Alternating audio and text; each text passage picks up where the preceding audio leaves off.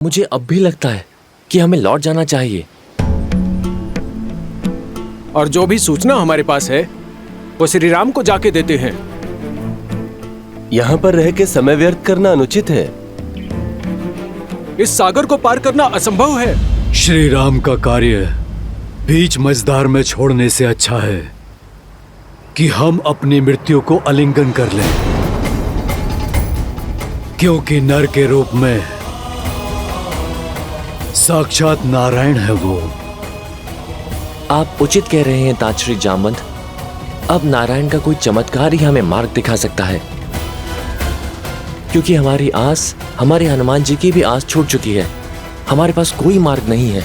ईश्वर भी उन्हीं की सहायता करते हैं जो स्वयं अपनी सहायता करते हैं। कई युगों से मैं इस धरा पर हूं, जानता हूं कि जिस कार्य में श्री राम का नाम हो वो कार्य कभी अधूरा नहीं रह सकता। कोई ऐसी समस्या नहीं जिसका कोई हल ना हो। हमें बस श्रद्धा के दीप में आस की लौ जगाए रखनी होगी।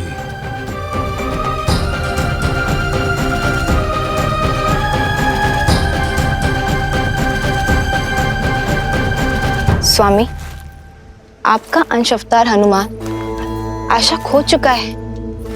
अब उसे स्वयं से कौन मिलवाएगा? कौन उनका साक्षात्कार उनके ही बल से करवाएगा?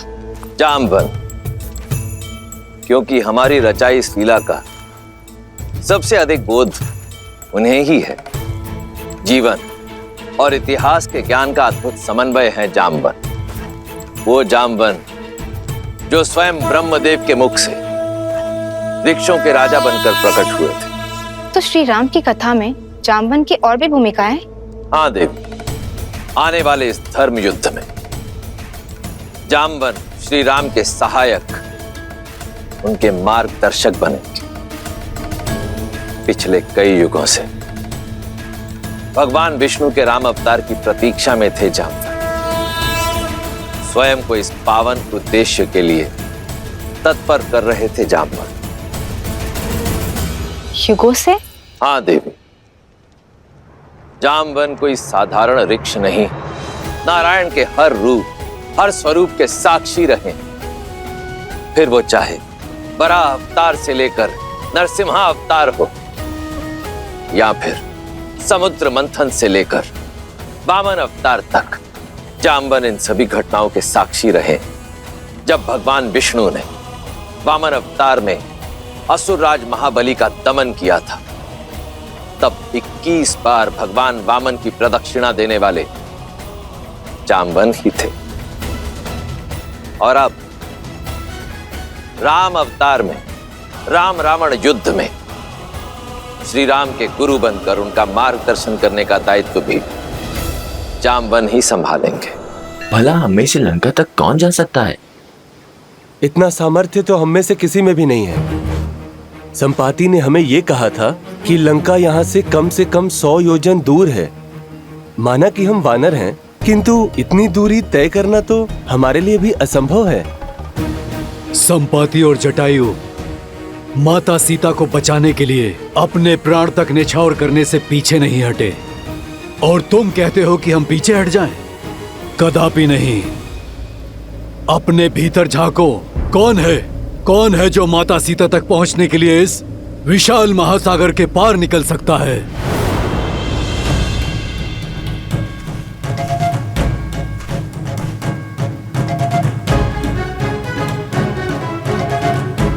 जामवंत जी, मैं 20 योजन तक छलांग मार सकता हूं। मैं 40 योजन। युवा अवस्था में मैं इतनी दूरी पार कर सकता था, किंतु अब शरीर में उतना बल नहीं।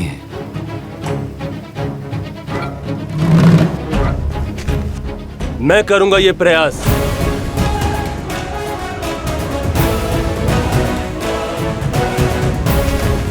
तुम्हारे सामर्थ्य पर संदेह नहीं है अंगद। मुझे ज्ञान है कि तुम वहां तक पहुंच तो जाओगे, परंतु वहां से लौटने की शक्ति शेष नहीं बचेगी। और फिर तुम युवराज हो, तुम्हारी रक्षा हमारे लिए आवश्यक है और तुम्हारा यहाँ सेना के साथ रहना भी आवश्यक है।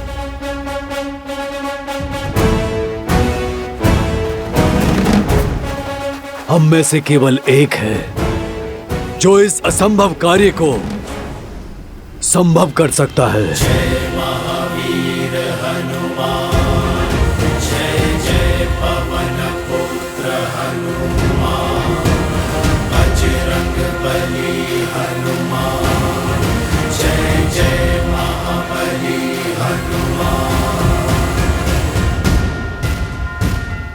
जामवन जी, कहीं आपका संकेत मेरी ओर तो नहीं?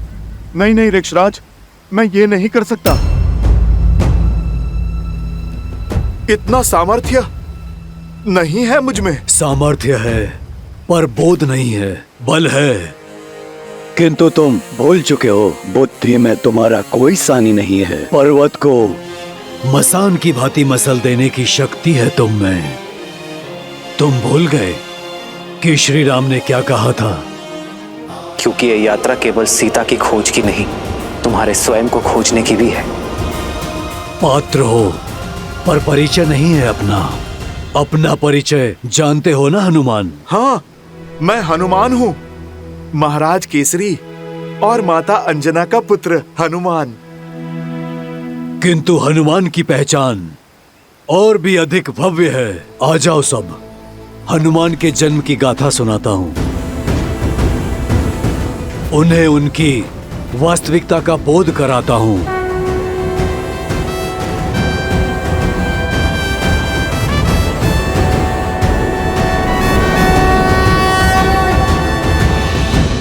ईश्वर ने सब कुछ दे दिया, बस एक संतान नहीं दी। कोई नहीं जो हमें श्रद्धांजलि दे सके हमारे जाने के बाद। आपकी पीड़ा मुझे भी बहुत कष्ट देती है वानरराज। भीतर ही इस वेदना से जलती हूँ। वानरराज केसरी को एक वंशज तक ना दे पाई। लेकिन ऐसा कोई नहीं है जो मेरा आंचल पकड़ के मुझसे हट करे, जिसे मैं लोरिया सुनाकर सुलाऊं। मुझे लगता है अब केवल महादेव ही हमारा कष्ट हर सकते हैं।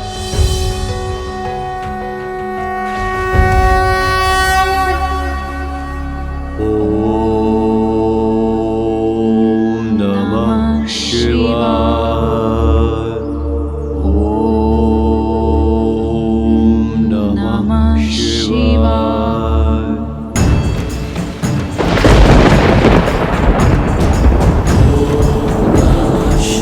केसरी और अंजना पूरी श्रद्धा से तप में लगे रहे। पूरे 12 वर्षों तक उन्होंने कठिन प्रार्थना की, आस का आंचल नहीं छोड़ा और उनकी दृढ़ता ने महादेव को प्रसन्न कर दिया।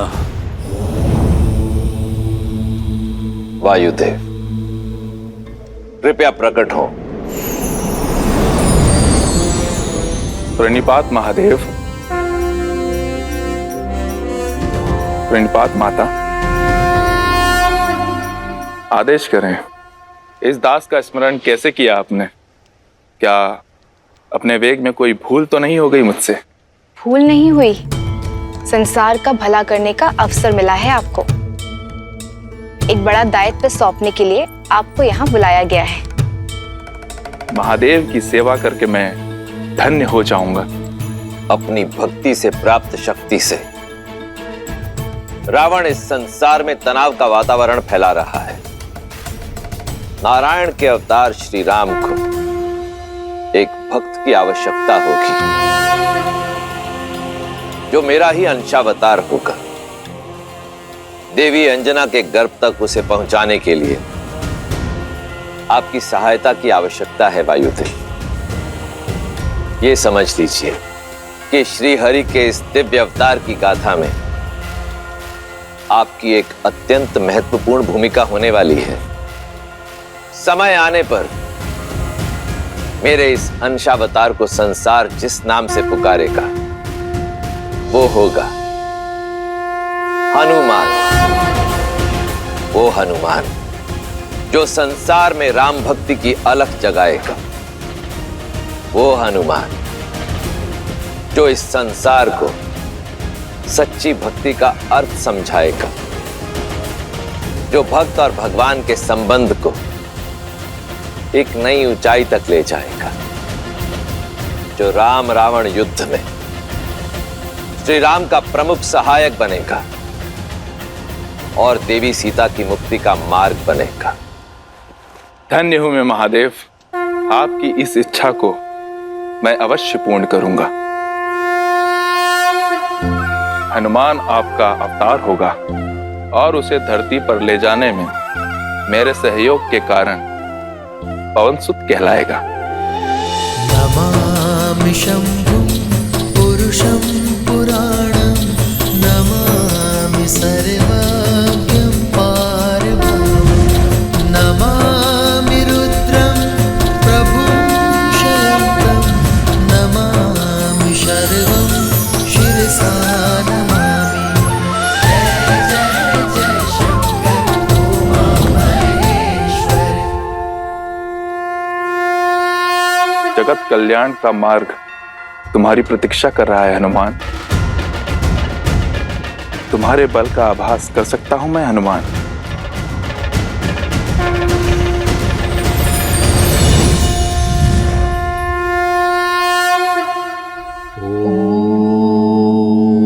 नमः शिवाय।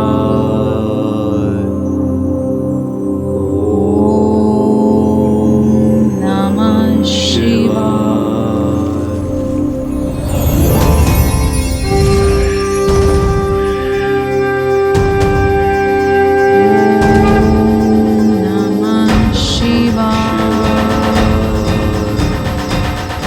रख सकता तो सदा सर्वदा तुम्हें अपने साथ ही रख लेता, किंतु महादेव का आदेश अडिग है, पास नहीं रहेगा, किंतु तुम्हारा पिता सदा तुम्हारे साथ रहेगा। शंकर सुवन केसरी नंदन, तुम्हारा पिता कहलाने का गर्व मेरे जीवन का सबसे बड़ा धन होगा। पवनसुत,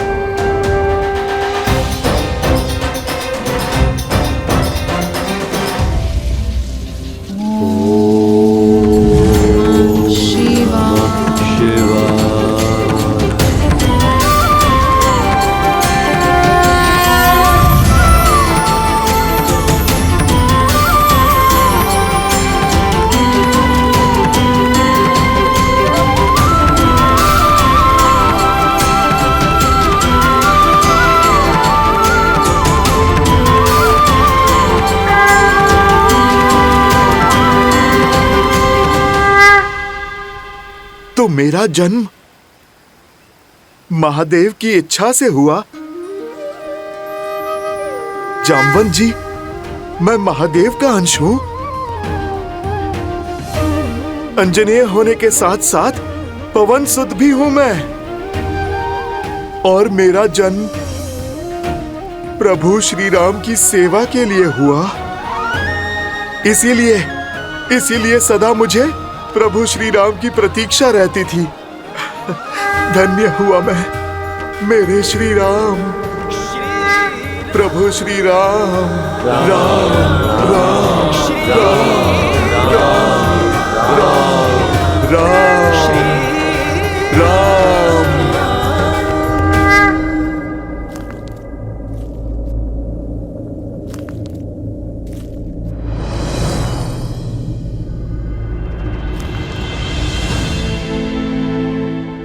चिंता ना करें मित्र, हनुमान जो दायित्व लेते हैं उसे वो अवश्य पूर्ण करते। बस वही एक आशा शेष है मित्र, यही ना टूटे। मित्र, मैं आपको कुछ दिखाना चाहता हूं। वो जो हनुमान ने हमारे ऋषिमुख निवास के समय बनाया था। भाई,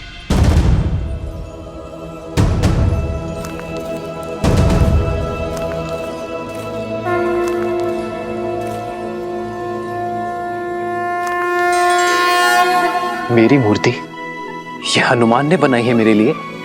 हाँ, बिना आपको देखे आपके लिए हनुमान की भक्ति और समर्पण उसकी कोई सीमा नहीं। अपने हृदय में उभरती छवि को वर्षों तक हर दिन अथक प्रयास से गढ़ा है उसने। भैया,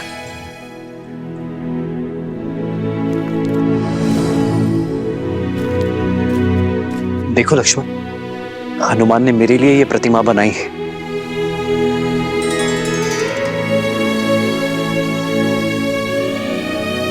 धन्य हुआ मैं लक्ष्मण कि मेरा सहयोगी इतना स्नेह करता है मुझसे, जिसका मुझ में इतना विश्वास हो कि बिना मुझसे भेंट की, बिना मुझे देखे समर्पण से इतनी बड़ी प्रतिमा बना डाली। वो मुझे कभी निराश नहीं करेगा लक्ष्मण। उसके विश्वास ने मुझे नई आस दी है लक्ष्मण। हनुमान अवश्य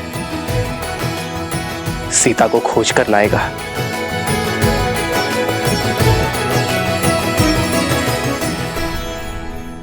अपने जीवन का उद्देश्य तो जान गया, परंतु उसे पाने का मार्ग कैसे ढूंढूं? ऋक्षराज, इस महासागर को लांघने का सामर्थ्य मैं कहां से लाऊं? सूर्य कभी नहीं पूछता कि अपने अंदर उजाला कहां से लाए। इस तुच्छ सागर को महासागर कह रहे हो तुम कदाचित भूल रहे हो, अपने बाल्यकाल में तुमने बहुत ऊंची छलांग लगाई थी। इतनी ऊंची छलांग कि ऐसे सहस्त्र समुद्रों की दूरी उसमें समा जाए। सहस्त्र योजनों की छलांग लगाई थी तुमने हनुमान। वो छलांग जिसने केसरी नंदन मारुति को हनुमान बनाया। हनुमान ज्ञान गुण सागर, जय कपीस तिहु लोक उजागर। अपने जन्म और उस असंभव छलांग की कथा सुनो हनुमान। अपना बल, सामर्थ्य और स्वयं का परिचय पा जाओगी।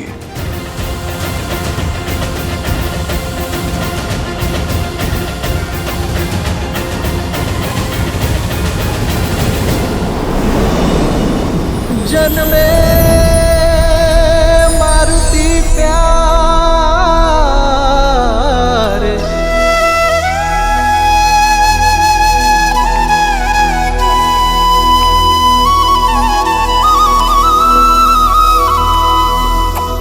जन्मे मारुति प्यारे।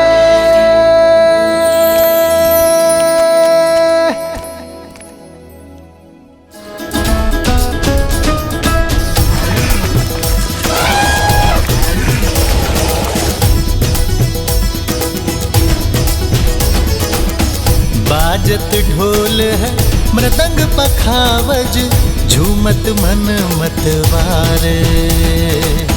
मंगल पल ये आया है देखो, हर्षित वानर सारे। भोजन में मारुति प्यारे, शुभ है आंगन द्वारे। श्री राम के दुलारे। ये केवल न केसरी और अंजना का पुत्र है, वायुदेव की भेंट है हमें। मारुत का आशीष है, पवन पुत्र मारुति है, मारुति।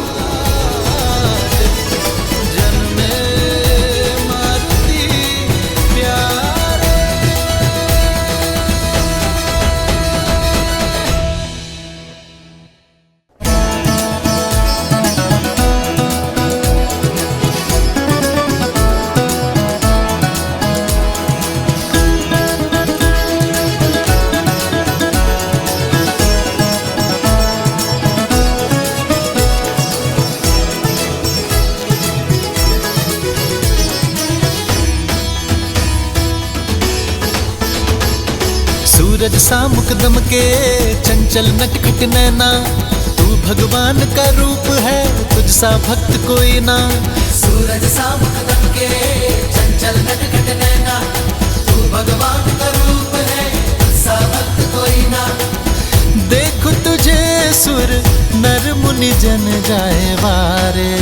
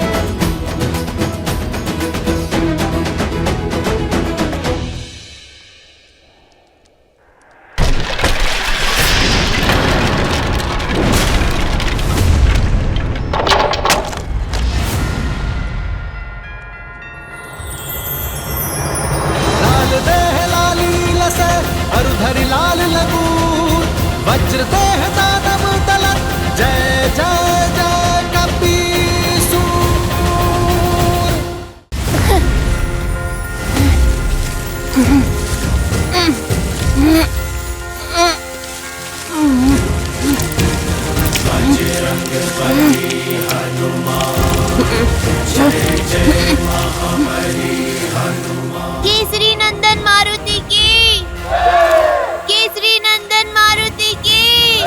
जय महावीर हनुमान, जय जय पवन पुत्र हनुमान। पवन सुत और महादेव के अंश हो, वायु की प्रचंड शक्ति और महादेव के अनन्य क्षमता के साथ जन्मे हो तुम, और इसलिए तुमने वो उड़ान भरी जो कोई नहीं भर पाया। निद्रा से उठे और बालक मारुति भूख से बिलखने लगा। माता, माता, भूख लगी है, भोजन दो ना।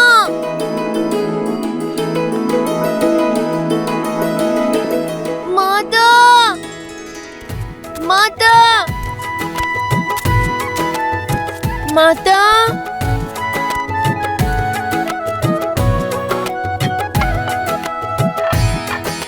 भोजन तो नहीं है।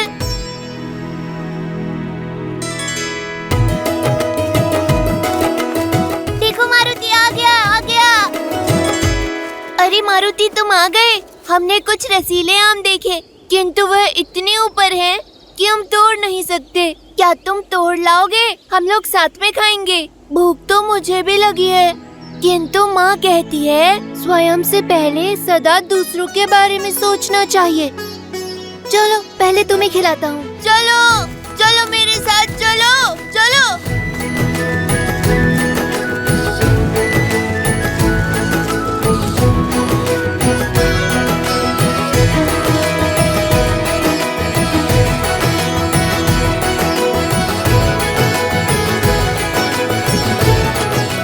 और ऊपर जाओ मारुति, और बड़े आम तोड़ो। मारुति मारुति मारुति मारुति मारुति मारुति मारुति मारुति मारुति मारुति मारुति मारुति मारुति मारुति।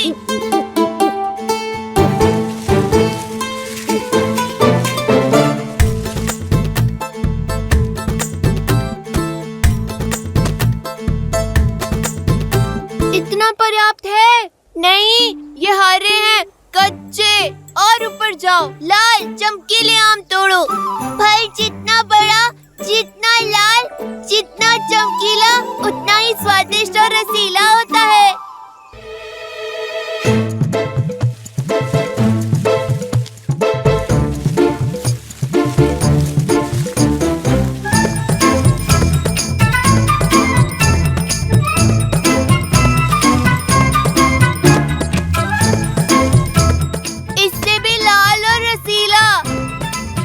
सबसे लाल, सबसे मधुर आम सबसे ऊपर लगते हैं।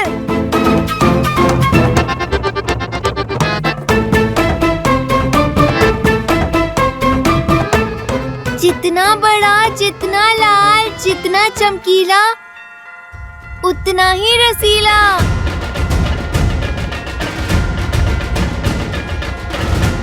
मुझे यही फल खाना है। बुद्धू, वो आम नहीं, सूर्यदेव है, सूर्यदेव।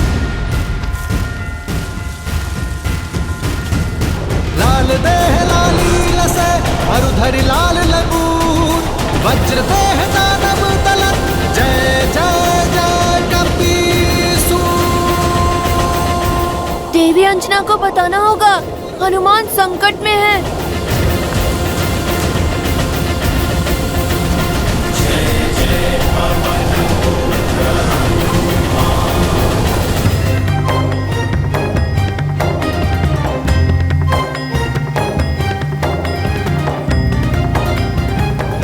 ऐसे क्या देख रहे हो आप लोग? सच में हनुमान जी, आप सूर्य को फल समझ के खाने दौड़े। बालपन में तो सभी भोले होते हैं ना, मैंने भी कर दी होगी ऐसी हट।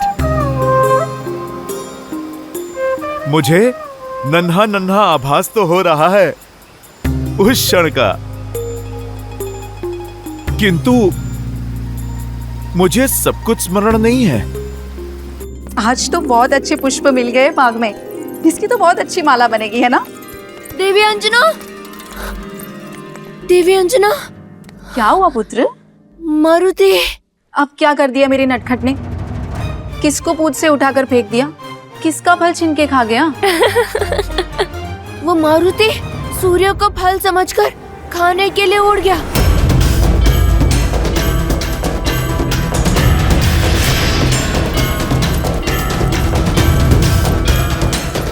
मारुति, पुत्र लौट आओ! मारुति!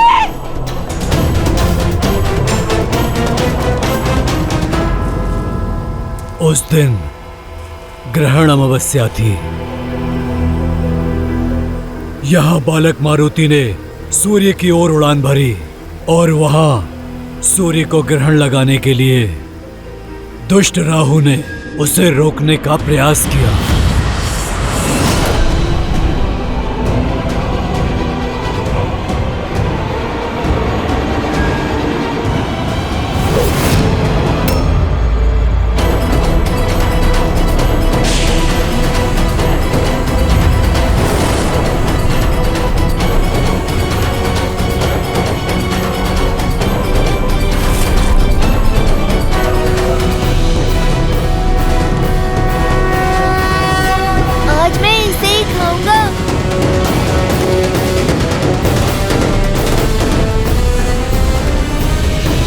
बालक, कहाँ जा रहे हो? उस फल को खाने। नहीं, सूर्य को खाने का अधिकार केवल मेरा है। माता तो कहती हैं प्रकृति में सबका समान अधिकार है। ये जो भी है मारुति के वेग को स्पर्श तक नहीं कर सकता। ये रसीला फल मैं ही खाऊंगा।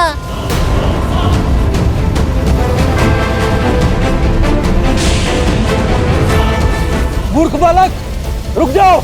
राहु का आदेश टालने का दुस्साहस मत करना। नियति का लेख है, आज सूर्य को निकलकर ग्रहण लगाना है मुझे। तुम्हारी हट मुझे रोक नहीं पाएगी। बंधु, मेरी भूख आपकी नियति से अधिक बलवान है। अपने भोजन के बीच में वानर किसी को नहीं आने देते।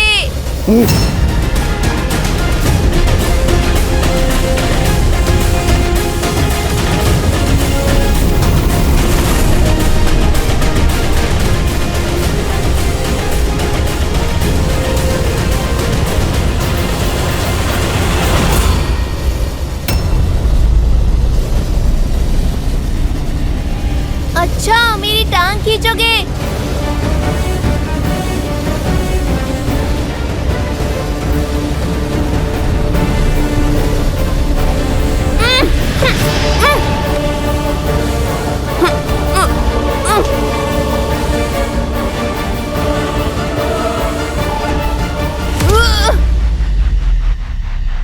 मेरा फल छीनने आया था।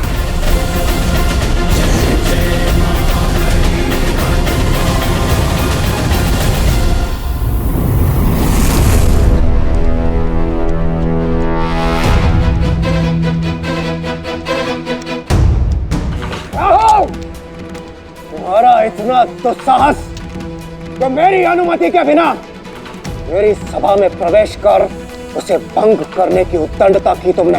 इंद्रदेव, आज एक असुर नहीं, एक ग्रह देवराज से रक्षा की विनती करने आया है। एक तुच्छ वानर बालक की हट ब्रह्मांड का संतुलन भ्रष्ट करने जा रही है।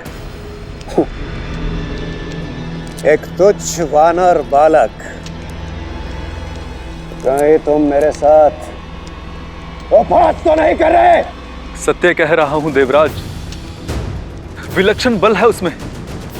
सूर्य को निगलने चला है। महाबली है वो, जिसने एक प्रहार में मुझे यहां पटक दिया। शिव का अंश है, इसलिए मौन नहीं बैठ सकते देवराज। अमृत मंथन के समय सूर्य को ग्रसित करने का अधिकार केवल मुझे दिया गया। आज सृष्टि का नियम टूटा तो देवराज की गरिमा भंग होगी।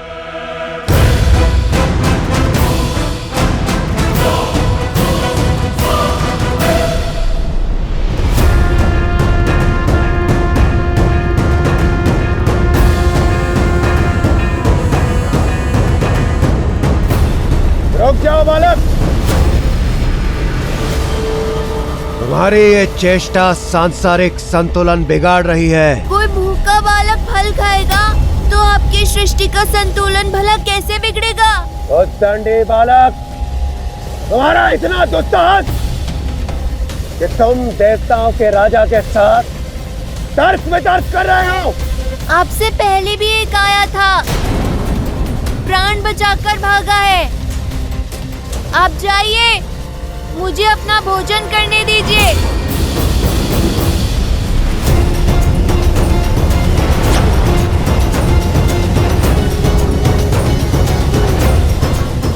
रुक जाओ मूर्ख, सूर्य के समीप जाते ही भस्म हो जाओगे तुम।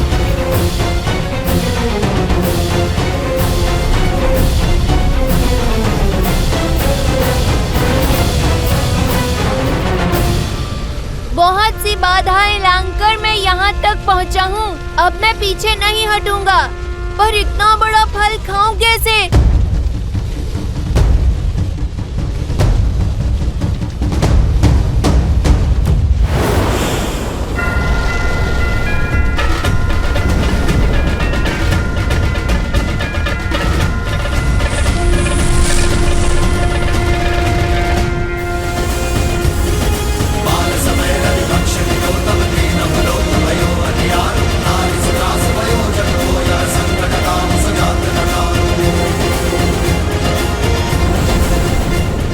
प्रतीत होता है ये ऐसे मानेगा नहीं।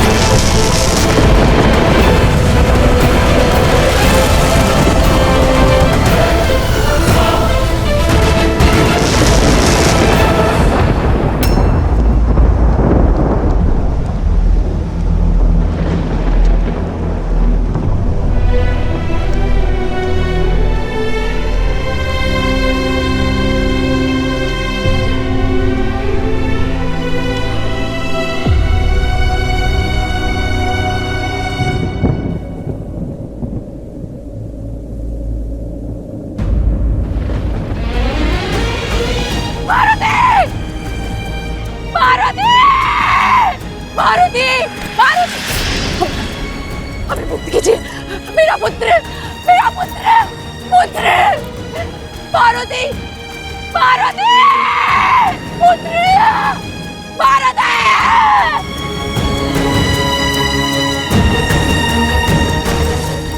पुत्र, उठा पुत्र, पुत्र उठो, मारुति आंखें खोलो पुत्र, निद्रा से जागो पुत्र।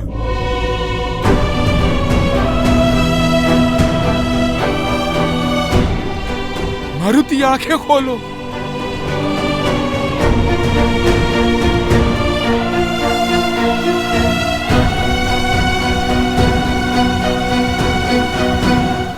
तो क्या मारुति की मृत्यु हो गई?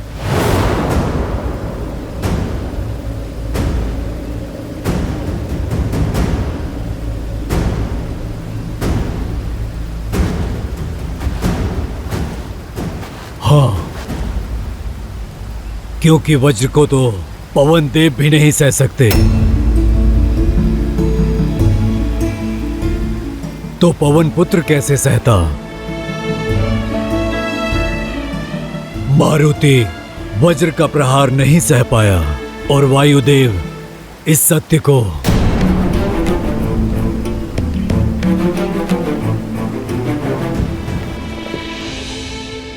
पुत्र आंखें खोलो पुत्र,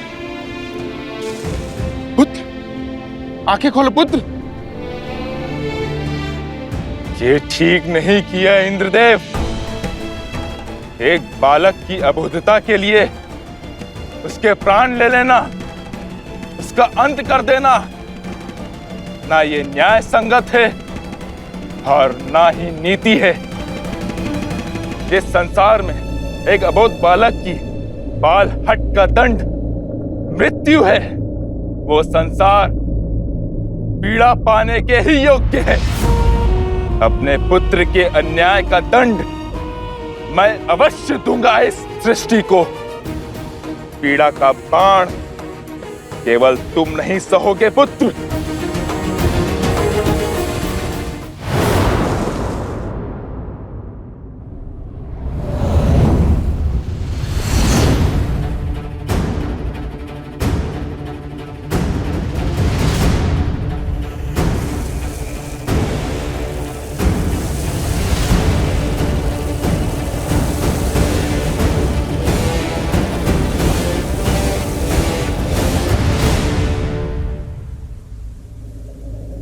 मारुति,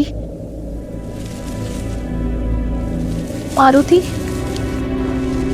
मारुति, मेरा पुत्र कहाँ है? मेरा पुत्र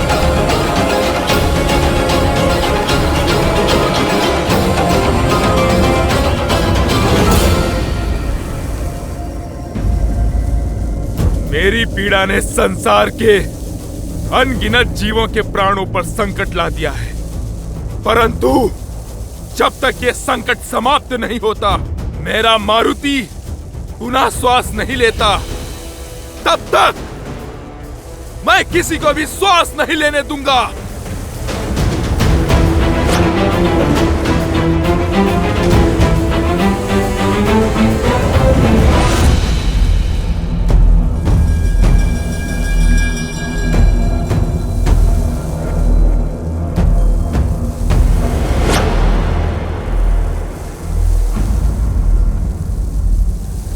इंद्रदेव, अब आप यहां क्यों आए हैं?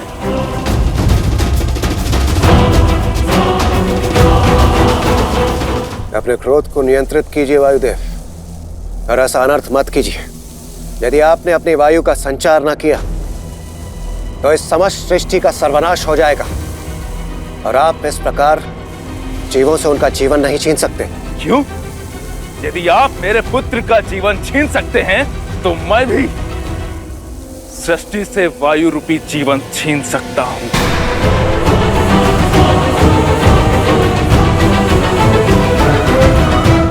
वायुदेव, समझने का प्रयास कीजिए। उस समय मेरे सम्मुख मारुति को रोकने के अतिरिक्त कोई और विकल्प शेष नहीं था। विकल्प तो मेरे पास भी नहीं है।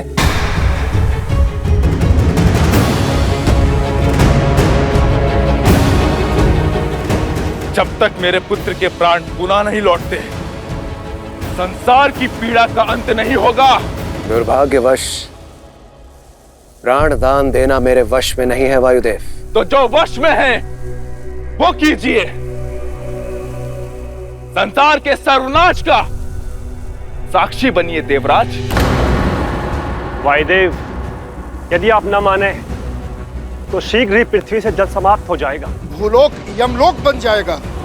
हमारा कर्म, हमारा उद्देश्य, हमारा अस्तित्व सब समाप्त हो जाएगा। अपनी क्रोधाग्नि में इस संसार को जलाकर ध्वस्त मत कीजिए वायुदेव। एक बार उन निर्दोष जीवों की पीड़ा को, उनकी पुकार को सुनने का प्रयास कीजिए। क्या उन जीवों ने सुनी थी मेरे पुत्र की करुण पुकार?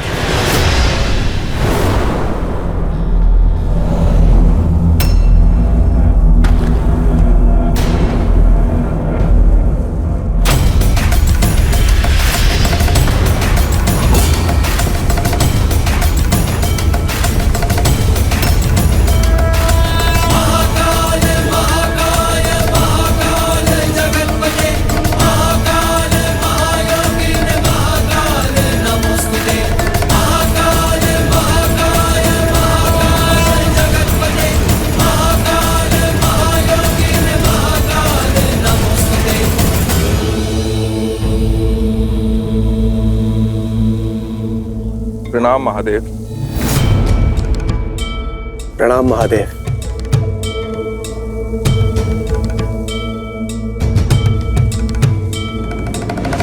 महादेव, अब आप ही वायुदेव को समझाइए। पुत्र शोक से पीड़ित एक पिता को कोई क्या समझा सकता है इंद्रदेव? और वैसे भी वायुदेव को उनका कर्तव्य स्मरण कराने से पूर्व क्या आपने स्वयं अपने धर्म को समझा? देवराज इंद्र का कर्तव्य निभाते निभाते आप स्वयं बड़े होने का धर्म भूल बैठे हैं। और क्या होता है बड़े होने का धर्म? अपने से छोटों की रक्षा करना। परंतु आपने नन्हे मारुति पर प्रहार कर अधर्म किया है देवराज इंद्र। शंभू